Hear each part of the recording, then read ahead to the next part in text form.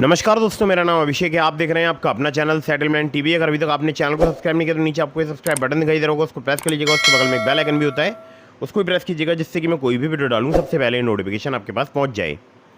दोस्तों, आज की वीडियो है फ्रॉड लोन ऐप्स हैरेसमेंट के संबंध में। और ये जो वीडियो है बहुत इंपॉर्टेंट है, क्योंकि मुझसे बहुत सारे लोग बहुत सारे सवाल पूछते हैं। और इनमें से एक सवाल है, वो ये कि 7 दिन टेन्योर वाली फर्जी लोन एप्लीकेशन का लोन नहीं चुकाया है, मोबाइल कर लिया है स्विच ऑफ, तो अब क्या होगा। ऐसे ही मैंने थंबनेल पर भी लिखा है। तो फर्जी लोन ऐप से जुड़ी मैं आपको ये सारी ज़रूरी बातें बताने वाला हूँ आज की इस वीडियो में, और पूरी बात आप समझें। इस वीडियो को बिल्कुल एंड तक वॉच करें, जिससे कि कोई भी इन्फॉर्मेशन आपसे मिस ना हो। तो सबसे पहले मैं आपको बता दूं कि जो फर्जी लोन एप्लीकेशंस हैं, इनकी कोई एनबीएफसी या बैंक नहीं होती है। ठीक है, जब कोई एनबीएफसी या बैंक नहीं होती है तो ये इट मीन्स कि इलीगली वर्क कर रहे हैं। मतलब कि इंडिया के जो बोल सकता हूँ यहाँ पर लॉज वगैरह का कोई पालन नहीं किया जा रहा है। अगर मैं इंडिया के लॉज की बात करूँ, कोई भी जो भी एप्लीकेशन है, लोन एप्लीकेशन है, या कोई भी ऐसी संस्था है जिसको लोन प्रोवाइड कराना है, वो 3 प्रकार से करा सकती है।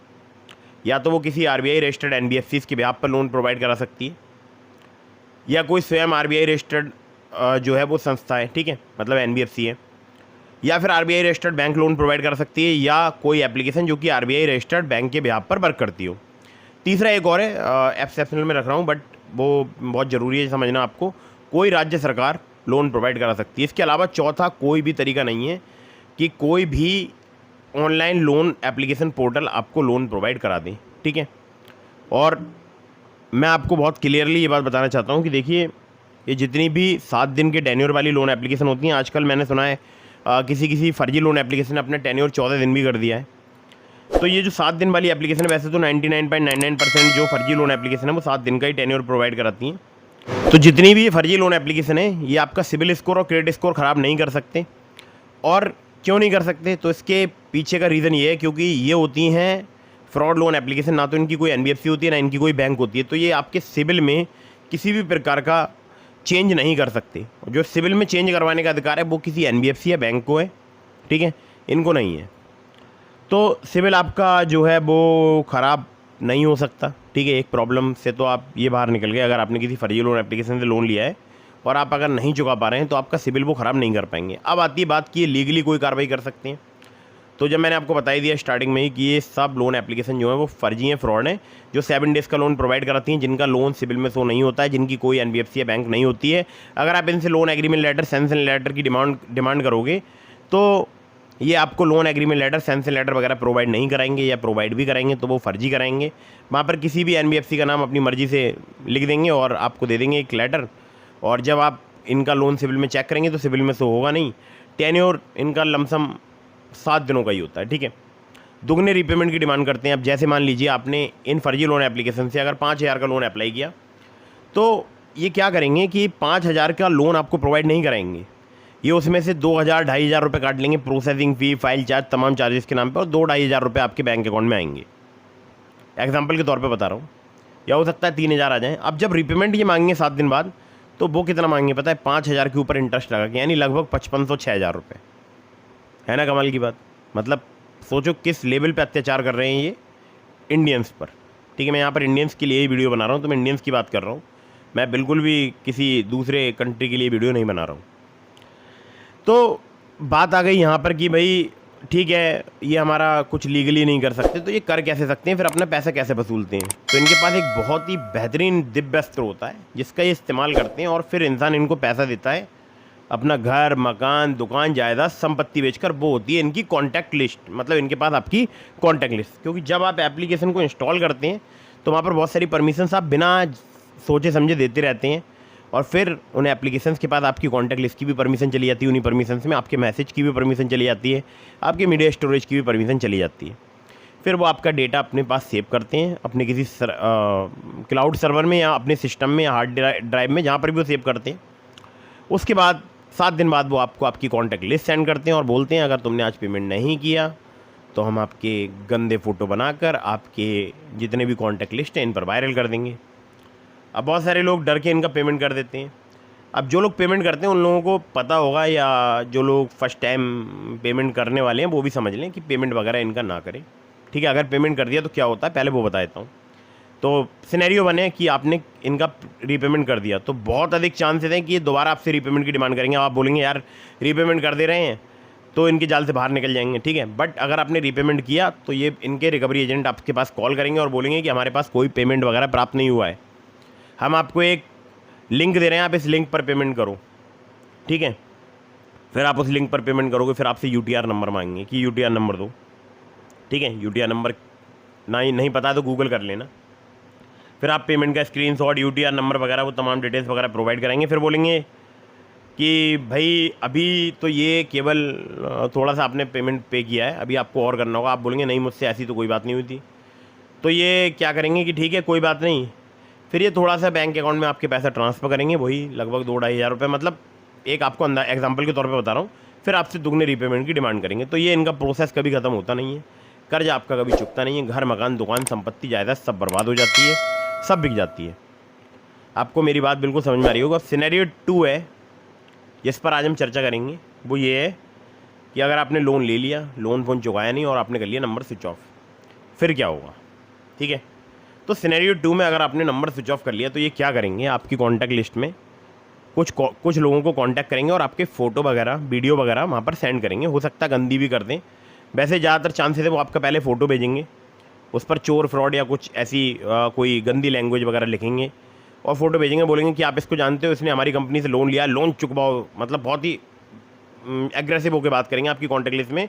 हो सकता है कॉल करें, नॉर्मल कॉल हो सकता है, या व्हाट्सएप पर मैसेज करें, हो सकता है व्हाट्सएप कॉल करें, ठीक है। अब आपके मन में आ रहा होगा यार फिर तो ऐसे हमारी बदनामी हो जाएगी, तो मैं आपको आगे बताऊंगा कि आपको क्या करना है, ठीक है। पहले आप डरे नहीं। तो ये करेंगे, आपकी कॉन्टैक्ट लिस्ट में मैसेज वगैरह कॉल्स वगैरह करेंगे, ठीक है। पहले एक पर्सन को करेंगे, फिर दूसरे को करेंगे, फिर तीसरे को करेंगे, ठीक है। जब इनको लगेगा कि यार आपका नंबर तो स्विच ऑफ है, आपने नंबर स्विच ऑफ कर लिया है, आपका व्हाट्सअप भी बंद है, मान लीजिए आपने व्हाट्सअप भी अपना अनइंस्टॉल कर दिया या उस नंबर से व्हाट्सअप बंद कर दिया, आपके पास मैसेज डिलीवर्ड ही नहीं हो रहा है, सिंगल चेक मार्क आ रहा है। डबल चेक मार्क आता है तो आपको पता है मैसेज डिलीवर्ड हो जाता है, डबल चेक मार्क ब्लू हो जाता है, डैट मीन्स कि मैसेज रीड हो गया है, और सिंगल चेक मार्क यानी मैसेज डिलीवर्ड ही नहीं हुआ। तो आपके पास मैसेज डिलीवर्ड नहीं हो रहा है, कॉल आपकी लग नहीं रही, तो ये आपकी कॉन्टैक्ट लिस्ट में 2-4 जगह अपना माथा मारेंगे। अगर वहाँ से इनको रिस्पॉन्स सही मिलता है तो ठीक है, वरना फिर ये 2-3 दिन यही करते हैं, 1-2 कॉन्टैक्ट लिस्ट पे कॉल वगैरह करके देखते हैं। अगर इनको लगता है कि रिकवरी हो सकती है तो ठीक है, वरना फिर कॉल्स वगैरह करना बंद कर देते हैं कुछ समय के लिए, फिर दोबारा स्टार्ट कर सकते हैं, ठीक है। अब आपके मन में आ रहा होगा ठीक है, अगर हमने ऐसा किया, नंबर स्विच ऑफ कर लिया, तो ये हमारी कॉन्टैक्ट लिस्ट में कॉल करेंगे, क्या इससे बचने का कोई तरीका है? देखो मैं आपको बहुत क्लियर बता दूं, अगर आपने ये कसम खा रखी है कि आप किसी भी फर्जी लोन एप्लीकेशन का रीपेमेंट नहीं करेंगे तो कोई आपसे रीपेमेंट नहीं ले पाएगा। दूसरी बात, ये आपको कॉन्टैक्ट लिस्ट के नाम पर धमकाते हैं, तो आपको सबसे पहले तो ये डरना बंद करना पड़ेगा, ठीक है। आजकल बहुत कॉमन फ्रॉड है, बहुत सारे लोगों के साथ ये फ्रॉड हो रहा है। तो अगर आपने इनसे लोन लिया है और आप चाहते हैं कि अपना नंबर आप स्विच ऑफ कर लें, तो उससे पहले कुछ काम कर लें जो मैं अब आपको बताने वाला हूँ। सबसे पहले जाएँ near by cyber crime police station. लगभग हर शहर में जिला मुख्यालय जो होता है, मतलब हर ज़िले में जिला मुख्यालय पर साइबर क्राइम पुलिस स्टेशन होता है। वहाँ पर जाएँ, अपनी पूरी बात बताएं कि भाई मुझे पता नहीं था कि एप्लीकेशन फ्रॉड है, फर्जी है, मैंने इसको इंस्टॉल कर लिया था, वहाँ पर मैंने बहुत सारी परमिशन दी, अब ये मुझसे रीपेमेंट की डिमांड कर रहे हैं, और मैं अगर रीपेमेंट कर भी दूँ तो क्या गारंटी है कि ये जो है दोबारा मुझसे रीपेमेंट नहीं मांगेंगे या दोबारा रीपेमेंट की डिमांड नहीं करेंगे, ठीक है। और जो आप कंप्लेंट रजिस्टर कराएंगे उसमें आप कंप्लेंट ड्राफ्टिंग में आपको क्या ही बताऊँ, जो ऑफिसर बैठे होंगे हो सकता है वही आपकी रजिस्टर कर लें, वो आपसे आपकी पूरी जानकारी लें और आपको कंप्लेंट जो है आपकी रजिस्टर कर लें। तो वैसे अगर आप कंप्लेंट देंगे तो आप कंप्लेंट में क्या लिखवाएंगे वो मैं आपको बता देता हूँ। मैंने आपका जो भी मोबाइल नंबर है उस नंबर को लिखिएगा, मैंने इस नंबर से लोन लिया था, मुझे पता नहीं था कि जो लोन एप्लीकेशन मैंने मोबाइल फ़ोन में इंस्टॉल की है वो फ्रॉड है, फर्जी है। अब ये मुझे ब्लैकमेल कर रहे हैं, हैरेसमेंट कर रहे हैं, मुझे परेशान कर रहे हैं, या अगर नहीं कर रहे हैं तो उसमें लिख सकते हैं कि मुझे पता नहीं था, जानकारी नहीं थी कि लोन एप्लीकेशन फ्रॉड है, फर्जी है। आप मुझे जो है आगे परेशान कर सकती हैं क्योंकि इन्होंने मेरी कॉन्टैक्ट लिस्ट का एक्सेस ले लिया है, ठीक है। और क्योंकि कोई इनकी NBFC या बैंक नहीं है तो मुझे बिल्कुल डर है कि ये लोग मेरे KYC डॉक्यूमेंट्स का भी मिसयूज कर सकते हैं।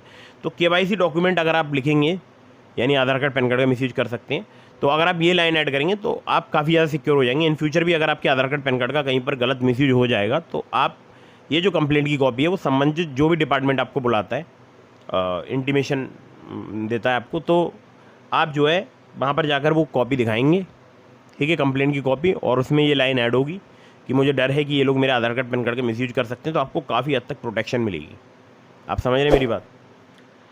तो ये लाइन ज़रूर ऐड कराइएगा। और उसके बाद जब आप कंप्लेंट रजिस्टर कराएं तो पुलिस जो भी ऑफिसर हों, या आप ऑनलाइन साइबर क्राइम पोर्टल में कंप्लेंट रजिस्टर कराएंगे, वो भी आपके नियर बाई पुलिस स्टेशन तक फॉरवर्ड कर दी जाती है, ठीक है।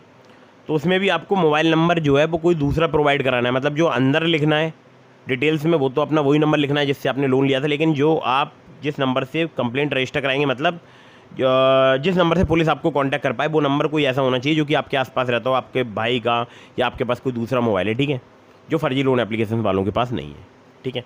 वो नंबर प्रोवाइड करा दीजिएगा, जिससे कि आप जब अपना ओरिजिनल नंबर, मतलब जहाँ से आपने लोन लिया है जिस नंबर से, वो नंबर अगर आप स्विच ऑफ करें तो आपको, अगर आपसे पुलिस कांटेक्ट करना चाहे तो कोई आप मतलब प्रॉब्लम ना हो, ठीक है। तो वहाँ पर प्रोवाइड करा दीजिएगा। और ऑनलाइन जो आप कंप्लेंट रजिस्टर कराते हैं वो भी नियर बाई आपके पुलिस स्टेशन या आपके साइबर क्राइम पुलिस स्टेशन तक फॉरवर्ड कर दी जाती है, ठीक है। तो आपको उसकी हार्ड कॉपी, जो भी आप ऑनलाइन रजिस्टर कराते हैं उसकी हार्ड कॉपी विदिन 72 आवर्स, आपको जो भी इन्वेस्टिगेशन ऑफिसर उसमें अपॉइंट होते हैं उनको जाकर उसकी हार्ड कॉपी अपनी सिग्नेचर करके प्रोवाइड करानी होती है, ठीक है। ध्यान रखिएगा इस बात का, तभी उसमें फर्दर जो है एक्शंस वगैरह होते हैं, फर्दर कंप्लेंट वगैरह रजिस्टर होती हैं। और अगर आप विजिट कर सकते हैं नियर बाई पुलिस स्टेशन तो बहुत ही अच्छी बात है, ठीक है, विजिट करेंगे ज़्यादा बेटर रहेगा, ठीक है। अब मैंने अभी कुछ ऐसा भी देखा है कि कुछ लोगों ने पेमेंट कर दिया और उसके बाद उनका पेमेंट वापस भी मिल गया उन्हें, ठीक है। जैसे आज पेमेंट किसी ने कर दिया फर्जी लोन एप्लीकेशन को और वो गए जो भी साइबर क्राइम पुलिस स्टेशन है वहाँ पर, तो वो लोग अकाउंट क्या करते हैं, जहाँ उस अकाउंट से मान लीजिए आपने एक नंबर पे पेमेंट किया, वो नंबर किसी अकाउंट से लिंक है और उस अकाउंट से किसी दूसरे अकाउंट में पैसा ट्रांसफ़र किया गया, तो वो चेन ब्लॉक कर देते हैं पूरी, तो आपका पैसा भी वापस मिलने के चांसेस रहते हैं, ठीक है।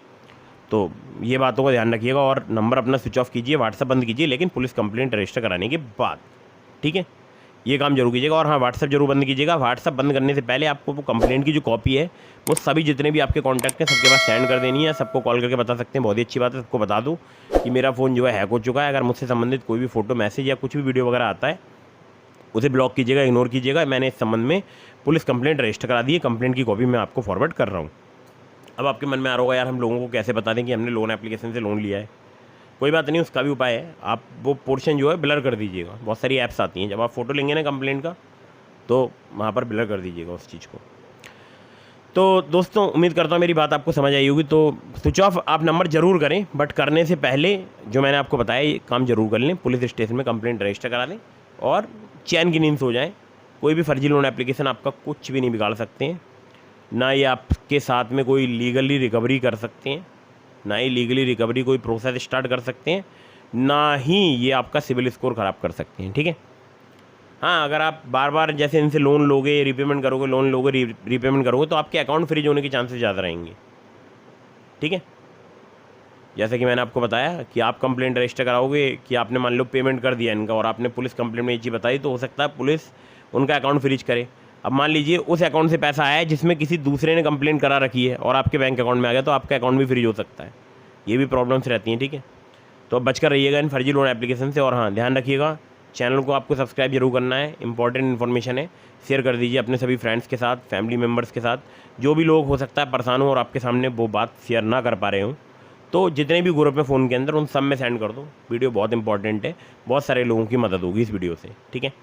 तो आपके मन में कोई भी सवाल है तो आप मुझे इंस्टाग्राम पर फॉलो करके DM के माध्यम से अपने सवालों के जवाब ले सकते हैं, या फिर आप चैनल की मेंबरशिप ज्वाइन करके भी मुझसे बात कर सकते हैं, ठीक है। कोई भी मेंबरशिप का आप लेंगे डायरेक्टली आप मुझसे बात कर पाएंगे। तो वीडियो को फटाफट से कर दीजिएगा लाइक, चैनल को कर दीजिएगा सब्सक्राइब। मिलता हूँ फिर किसी इंटरेस्टिंग वीडियो में, फिर किसी इंटरेस्टिंग टॉपिक के साथ। और आपके मन में कोई भी सवाल है आप मुझे कमेंट बॉक्स में पूछ सकते हैं। और हाँ, जितनी भी जेन्युइन ट्रस्टेड NBFC या बैंक रजिस्टर्ड एप्लीकेशन है उनका लोन समय पर जरूर चुकाइएगा। मिलता हूँ फिर किसी इंटरेस्टिंग वीडियो में, फिर किसी इंटरेस्टिंग टॉपिक के साथ। तब तक के लिए जय हिंद, वंदे मातरम।